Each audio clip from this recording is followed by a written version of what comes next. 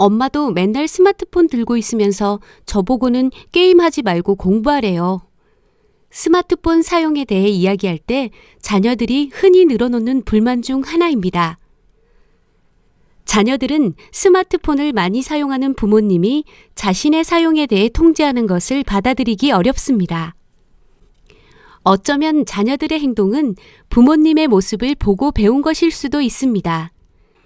자녀들은 부모를 본보기로 따라하며 성장하기 때문에 부모의 행동은 매우 중요하며 관심 있게 다루어야 할 부분입니다.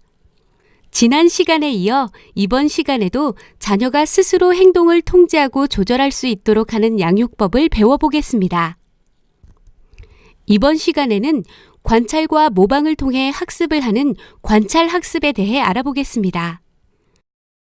관찰학습과 관련된 유명한 실험인 보보인형 실험을 통해 관찰학습의 중요성을 살펴보고 부모는 어떻게 이를 적용하여 자녀를 양육할 수 있는지에 대해서도 함께 알아봅시다.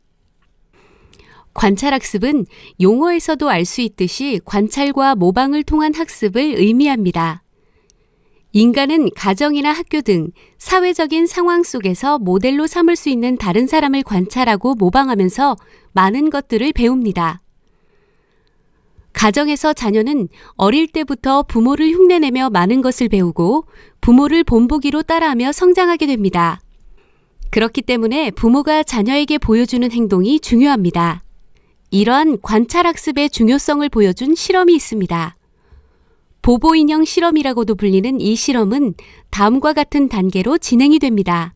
먼저 3개의 방으로 이루어진 공간 중 첫 번째 공간에서 아동이 지켜보는 가운데 성인은 보보인형을 마구 때리며 고함을 치는 모습을 보여줍니다. 그 다음 아이를 장난감이 가득한 두 번째 방으로 데려가서 온갖 장난감을 갖고 놀 수 있도록 합니다. 아이가 장난감을 가지고 놀기 시작하면 이내 그 방을 다른 아이들을 위해 비워줘야 한다고 말하고 아이를 데리고 나옵니다.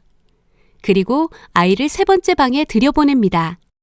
이 방에는 첫 번째 방에서 보았던 보보인형과 매우 적은 양의 장난감이 있고 아이는 혼자 방에 남게 됩니다.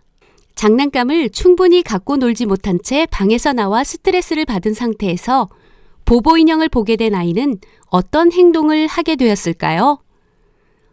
장난감이 가득한 방을 빼앗기고 속이 상한 아이는 보보인형을 마구 때리고 고함을 지르는 모습을 보여주었습니다. 그런데 이는 놀랍게도 첫 번째 방의 성인이 보여준 행동과 같은 것이었습니다. 보보인형을 때리는 어른을 본 아이들은 보지 않은 아이들에 비해 훨씬 더 많은 폭력을 휘둘렀고 폭력을 보지 않은 아이들은 거의 폭력을 행사하지 않았습니다. 심리학자 엘버트 반두라는 보보인형 실험을 통해 다른 사람의 행동과 그 결과를 관찰하는 것만으로도 모방학습이 가능하다는 것을 보여주었습니다. 아이들에게 보보인형을 때리는 것을 직접 가르쳐주지는 않았지만 이를 관찰한 아이들은 금세 그 행동을 배운 것입니다. 이러한 실험을 통해 부모가 자녀에게 보여주는 행동이 얼마나 중요한지 알 수 있고 사소한 작은 행동까지도 자녀가 보고 따라할 수 있음을 늘 기억해야 한다는 것을 확인할 수 있습니다. 보보인형 실험에서는 옳지 않은 행동을 따라하는 어린이를 볼 수 있었지만 반대로 생각한다면 좋은 본보기가 되는 방법으로 자녀에게 꼭 필요한 행동들을 가르쳐 줄 수 있습니다. 예를 들어 부모 본인은 스마트폰을 많이 사용하면서 자녀에게 말로만 지시하는 것은 좋은 양육법이 되기 어렵습니다. 자녀가 스마트폰을 적절히 사용하기를 원한다면 부모가 먼저 그러한 모습을 보여주는 것이 훨씬 효과적입니다. 자녀와의 식사 중에 스마트폰을 멀리 두거나 대화 중에는 손을 떼는 등 작은 실천 등을 통해 자녀에게 올바른 사용법을 가르쳐 줄 수 있습니다. 또한 자녀가 스마트폰 사용 규칙을 세우는 과정에 있어서 부모의 참여가 반드시 필요합니다. 부모가 자녀와 함께 규칙을 세우고 이를 실천해 나가는 모습을 보여줌으로써 자녀의 신뢰를 얻을 수 있을 뿐만 아니라 자녀의 좋은 습관 형성에도 긍정적인 영향을 줄 수 있음을 기억해야 합니다.